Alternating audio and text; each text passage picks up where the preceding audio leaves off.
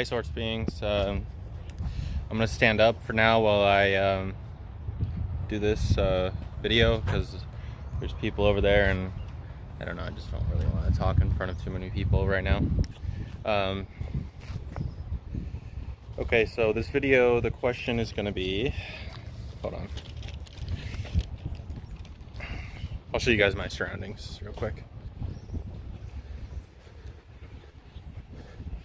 Oh, and that tree over there, I'll show you towards the end of the video.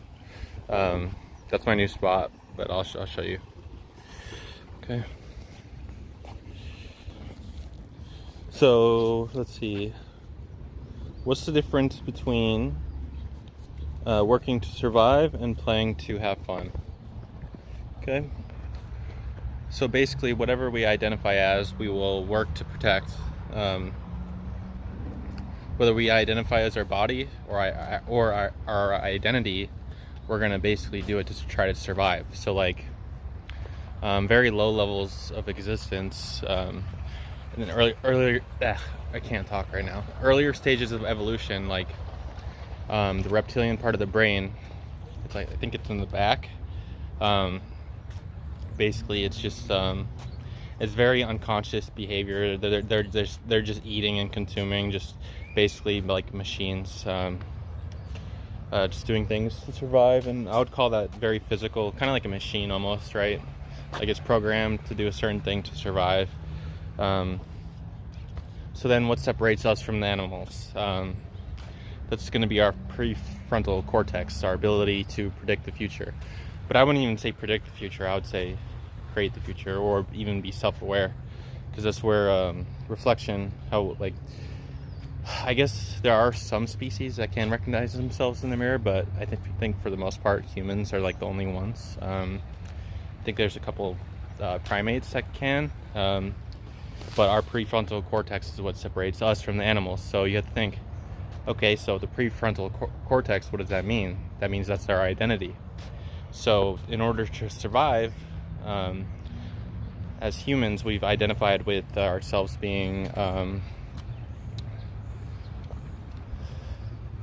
with our identity being our survival. So like if anything happened to our reputation, like people kill themselves over it, like if they get embarrassed, or like they have shame, like, you know,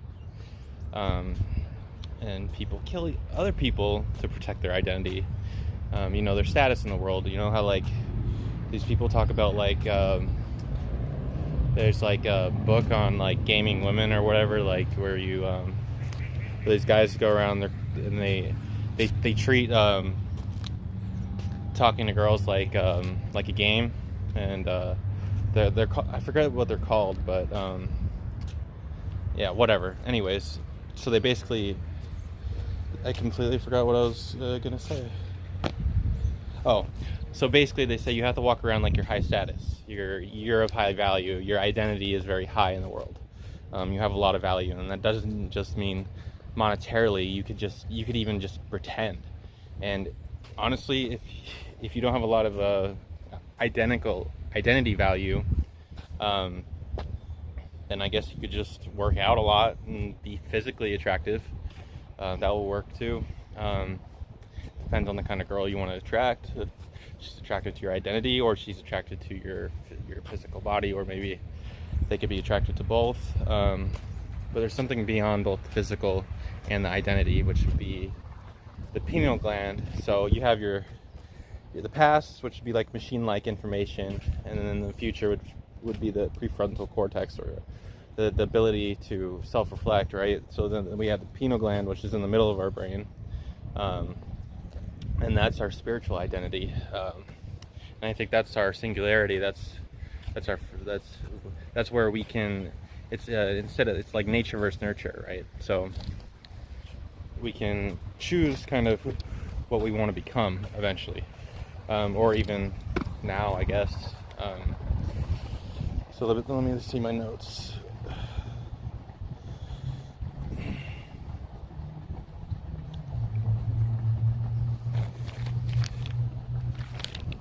And basically, like, right, so like right now we're at the point where we're creating machines where they're taking all the physical jobs in the world, like all the automation, right? And then the only jobs left will be the identity-based jobs, like I don't know, like entertainment, and then you're gonna have like a lot of emotional jobs where people are just gonna want to have to connect with each other. There's a job that machines will never be able to fill, and I think that's something spiritual, like that will always have to be there. So I think honestly, working is like a myth, right? People say, oh, if you want to have fun in life, you got to work hard, But if you think about it, all working is trying to survive, right? People that work and they feel like they have to do it, they're not working. That's called slavery. They're just doing it because that's what they're conditioned by society. Okay, do you think birds, ants, and other creatures go around saying, oh, I have to work to survive? No, it's just natural. It's natural instinct. So for humans, it's becoming unnaturally natural to survive based off this thing we call mind, which would be the prefrontal cortex of that would be like our ego, our identity, to protect that. And then we have this so-called profession that we call our identity, for most people anyway.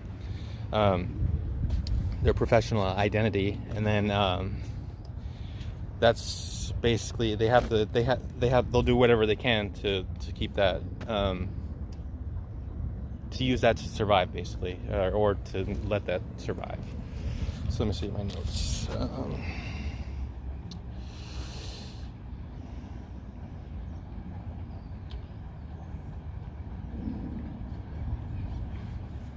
So yeah, I guess you could say our society, it's almost instinctual for people to work for society as, I don't know how to explain it, or to work for your identity, to keep that alive. Because in nature, it's very simple.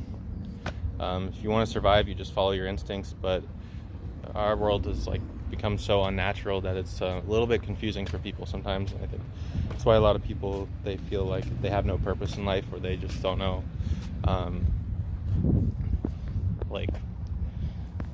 because there's the only point to survive is to have fun, right? If you're not having fun, then there's no point to life, right? If you're just surviving just to survive, well, there's trillions and trillions of different creatures that have done that throughout time, and alternate timelines and all this other stuff. If you're just surviving just to survive, well, then that's what I call working, right? Or I guess it would just be instinct. But working as an idea, I have to go to McDonald's and work from 9 to 5 just so I can survive. That's bullshit. Okay, that's slavery. If you're not doing what you love, and if you're not, basically, there's no point to survive if you're not doing what you love, or else you're a slave. That's how I see it. I mean, if you love going to your 9 to 5 job because maybe you identify as your body and you have kids, so you identify as them and you have to protect them, then then you're doing what you love. I guess you gotta bite the, or I don't know the term.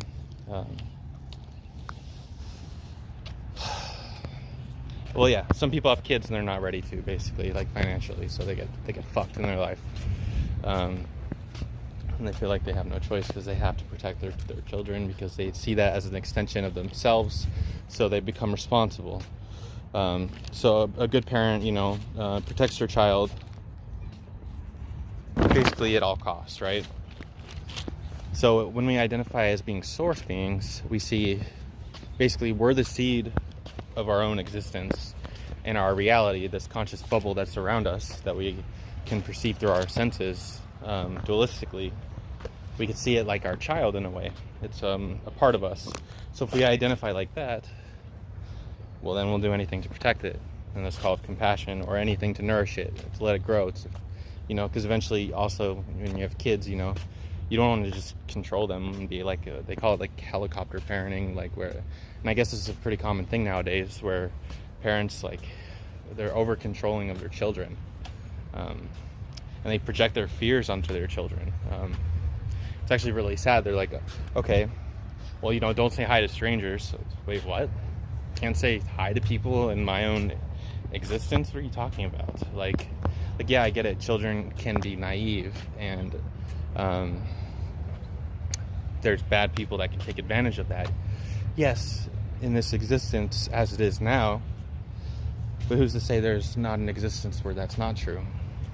Like, who, you know what I mean? Like, you can't judge that. You can't judge the future based off the past. I mean, you can learn from it, and they say, like, yes, basically you learn from past experiences. Like, oh god, what's the expression? A lesson will repeat itself until it's learned, right? Or history repeats itself, right? That kind of thing. No, not always. History does repeat itself until it is learned, but when I say learned, I think it means like until you accept it, or until you change it, until you figure out a solution to the problem. Like, if history was a problem, like let's say the past was a problem, then we'll find an equation to solve it, right? So once you solve that problem, then you move into a new future. So I think projecting fear is not part of the solution. I think part of the solution is to project love and to get your children to focus on things that are love. If you are the source of your own existence, or your own bubble, your own, basically, you are your own universe living in a multiverse we call society, right? Everybody lives in their own version of truth, or their own version of reality. And all the species do, because intelligence is relative anyway. So we do have to go beyond intellect a little bit, because intellect, honestly, on an evolutionary level, it could be infinite. So it's almost meaningless. It just helps us navigate through our environment to a certain degree. So we have our left and our right hemisphere of our brain. One of them is creative, one of them is logic. I'm not sure which is which. That too is a little bit interesting.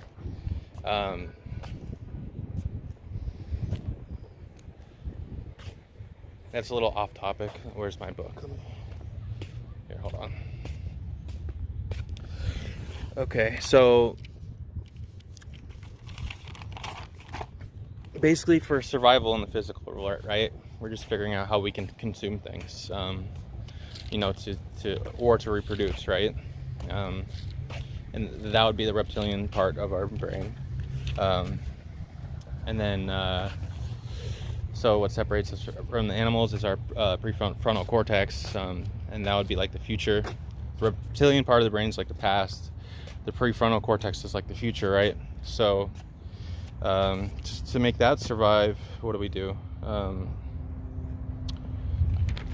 I guess we teach and express ourselves. If you really think about it, like, it's kind of like the image you give to the world is kind of like how you'll be received is how you express yourself is how you'll be received. I don't know how to explain it. It's hard to put in words.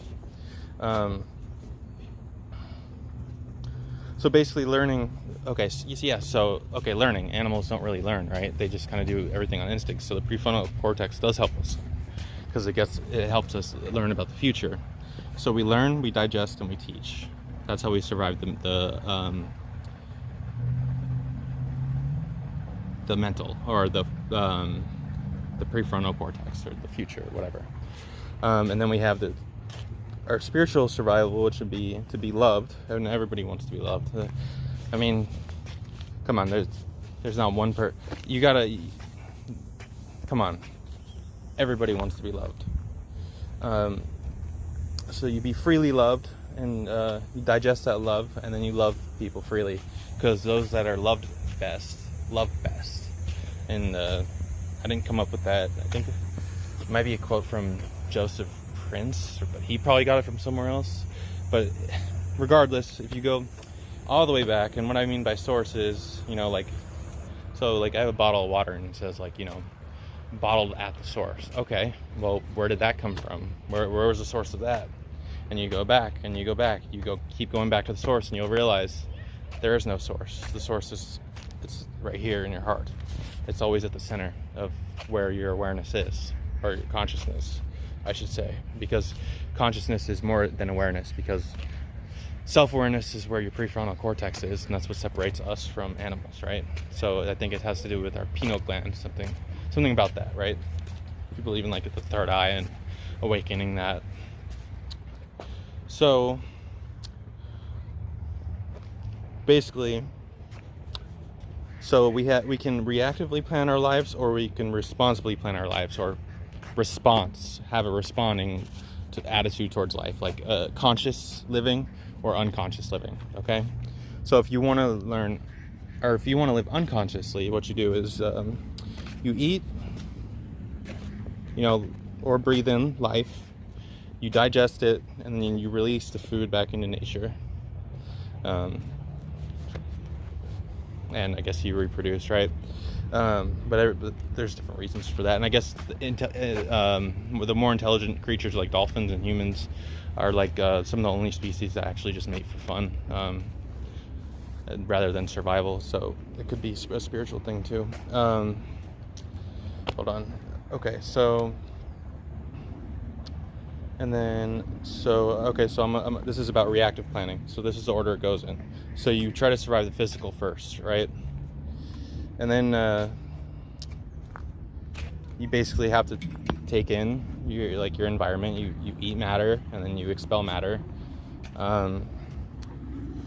Okay, so to survive the identity, our prefrontal cortex, basically, our identity.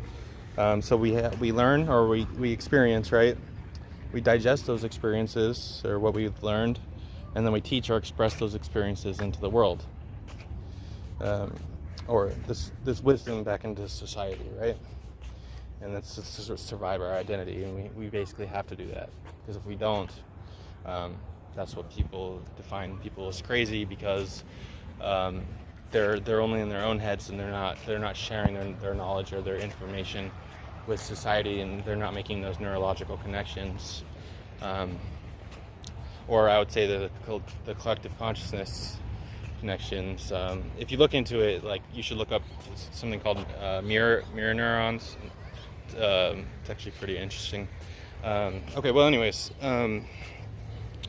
so then the third one would be to be freely love, digest that love, and then love freely the source back into source to survive the spiritual present, and that would be our pineal gland. So we have our reptilian brain, our prefrontal cortex, and then our pineal gland, which is in the middle. Now, if you go from physical, basically the whole point of human existence, or existence itself, is to realize our spiritual identity, or else there'd be no purpose, right? Because what would be the point to survive? So we've learned how to survive the physical. We've passed that test in our evolution. Now we have to survive the mental, or the future, like the identity, our own identity, or our, what is it? Basically, like learning, like knowledge. We have to survive. How do I explain it? We use our prefrontal cortex to learn how to survive in a world that's based on surviving an identity. Does that make sense? Rather than just physicality, because it's very hard to survive as a human, to be just physical only. Does that make sense? Okay. Okay, so the third one would be, and I've already said this, to be freely loved, digest that love freely the source back into source to survive the spiritual present. So yeah, it goes in order so we could survive. But I think once you get to that apex of, you find that spiritual present, I think that's what they call like enlightenment or whatever. So then you could start doing it backwards, and I don't want to say backwards, you start doing it from the spiritual present rather than the physical past. Does that make sense? So this is how you live responsible planning, or you have a response, conscious planning, a conscious life.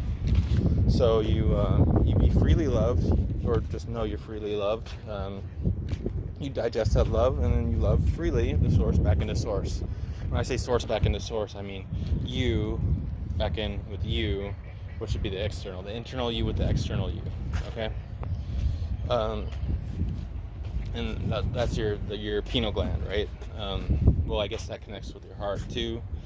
Okay, so you learn. Okay, so then after that, then you learn or experience, you digest, you teach or express the wisdom back into society to have fun, not to survive, but to have fun with identity.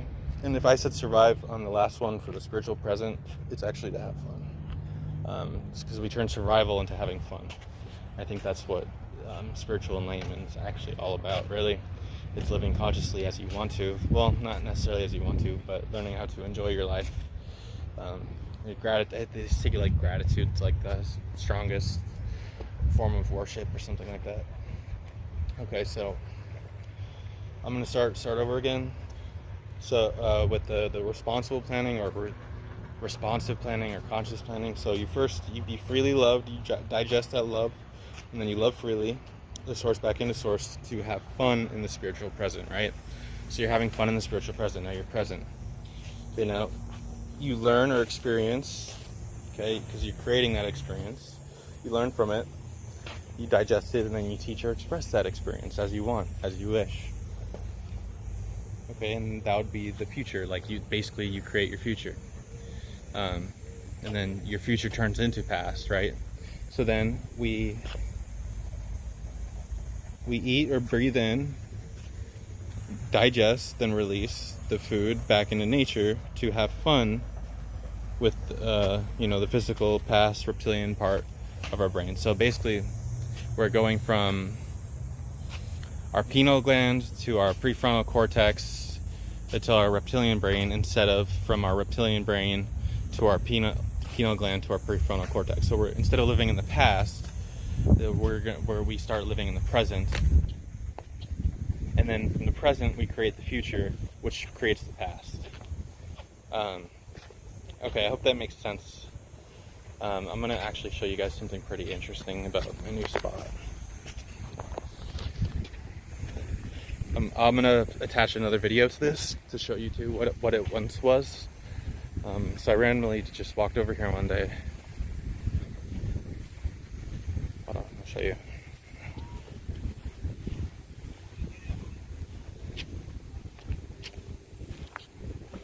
So you see these two golden pine cones?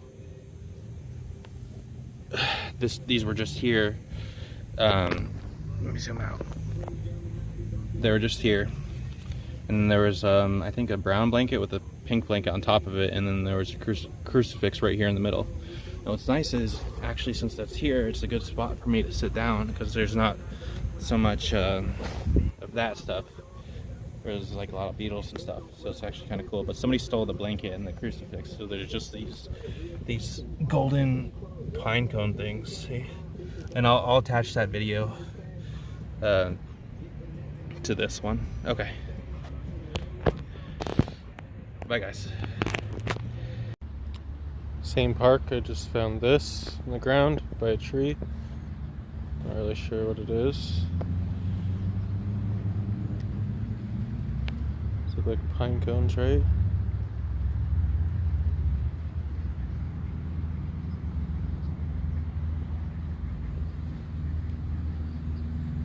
that is.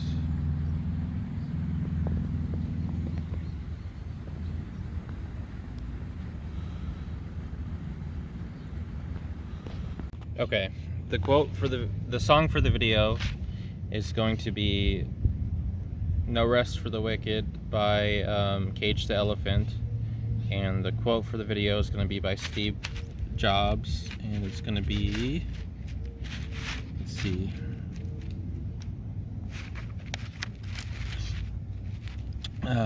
your work is going to fill a large part of your life, and the only way to be truly satisfied is to do what you believe is great work, and the only way to do great work is to love what you do.